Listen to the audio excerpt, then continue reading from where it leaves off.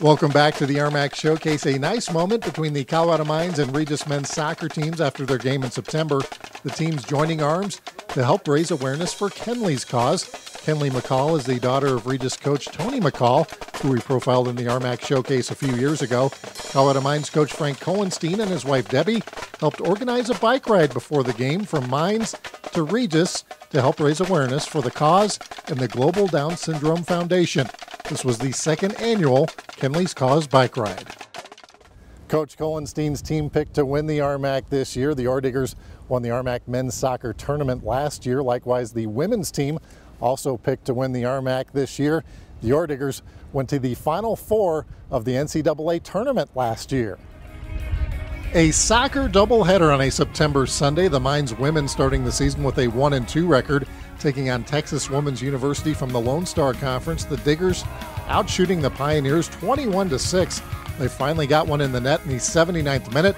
That's when Jacqueline Knott slips past the defender, beats the keeper, and taps in for a 1-0 lead. Just a few minutes later, Ellie Artsberger nearly makes it 2-0, but it goes off the post. Colorado Mines with a much-needed 1-0 victory. They would also go on to win their first two conference games over Mesa and Westminster. The Orediggers men, who started off 2-0, taking on 22nd-ranked St. Edwards from Austin, Texas. No score at halftime.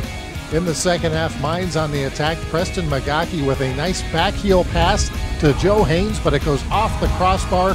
Still scoreless with 25 minutes left to play. SEU then gets on the board with the Dylan Armstrong goal. Mines answers less than a minute later as Nicky Groats earns the penalty kick. He then goes bottom left for his first goal of the season. We're tied at 1. The Orediggers had plenty of chances outshooting the Hilltoppers 20-11. That included a near miss on a Haynes header. Game goes to double overtime and ends in a 1-1 draw. Mines would win their first two conference games over Colorado Christian and CSU Pueblo by a combined score of 13-0. The Director of Athletics here at Colorado Mines is David Hansburg. He's now in his third year as the AD at Colorado Mines, which is one of the top athletic programs in all of Division II. Hello everybody, my name is David Hansburg and I'm the Director of Athletics at the Colorado School of Mines. Colorado Mines Director of Athletics David Hansburg has become the unofficial tour guide of Marv K Stadium. We also have some gaming stations and we have some spaces on each side of the locker room where our students can actually sit with their laptop and link into the wireless and actually do homework here. Hansburg is featured on the school's YouTube channel giving a tour of the facility. It's one of his favorite topics these days. Now we really can say that we have the best facilities in the nation. This will have a huge impact on recruiting, on our image. You know, this school is about being excellent in everything that it does, and I think this is kind of one of the last pieces to show they really mean it here at Mines.